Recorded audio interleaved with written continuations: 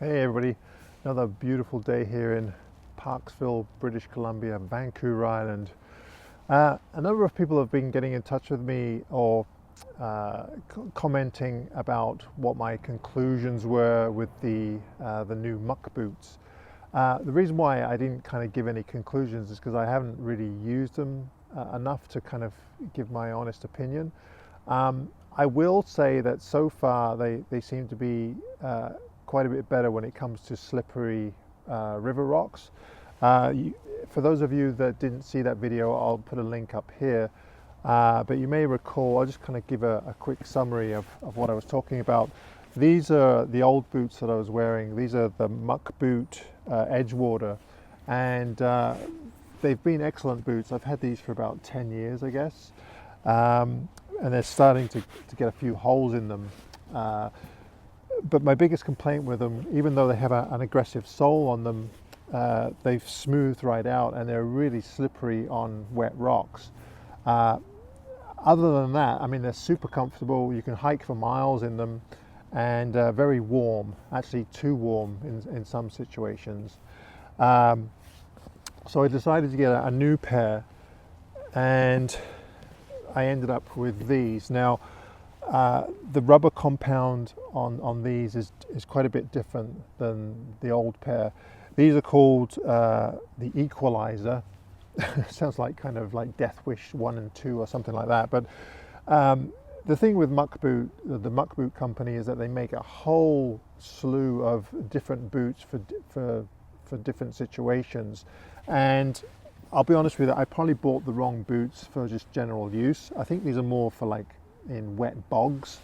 I wanted something a bit more general, and they still have quite an aggressive sole on them, but the rubber is definitely different, and they feel a little bit or quite a bit better on wet rocks so far. Now, there was a photographer, actually Michael Orton, who lives in Nanaimo here, made a comment on Facebook, and he suggested that, you know, to glue some felt on the bottom. And I know that a lot of fly fishermen on hip waders have felt on the bottom, and felt is excellent for walking in rivers and wet rocks. The only thing with felt is that it's not great on other surfaces like snow and walking in mud. So a great suggestion though. But I just wanted to kind of give you a quick update.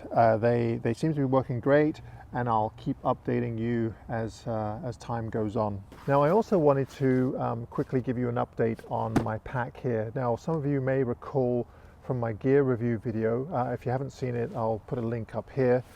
I had an f-stop Tilopa camera bag, which I liked quite a lot, and I used it for about 5 years. But for whatever reason, the webbing just started going on it. It was almost like it had UV damage. It was the weirdest thing.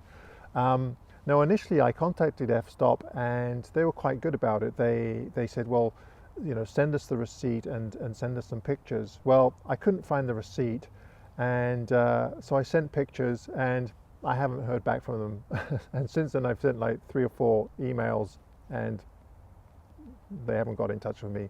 So I'm a little disappointed with f-stop.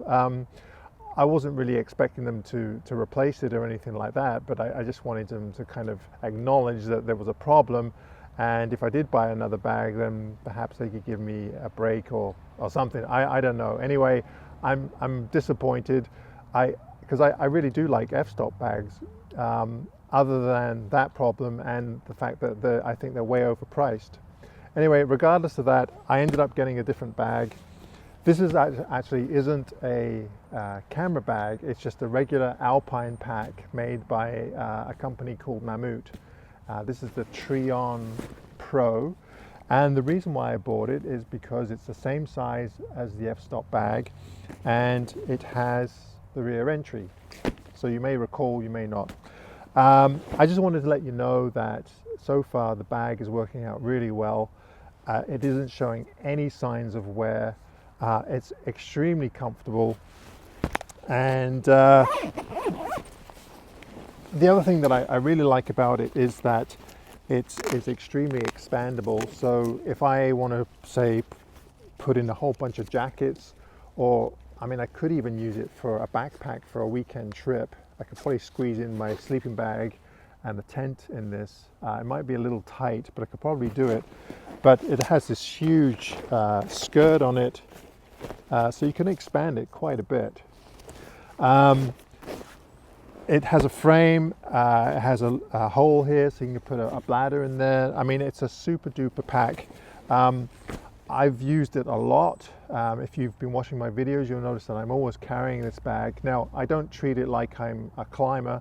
I'm not throwing it around rocks or anything like that, but it is getting a lot of use and it's not showing any signs of wear. So I'm super excited about that.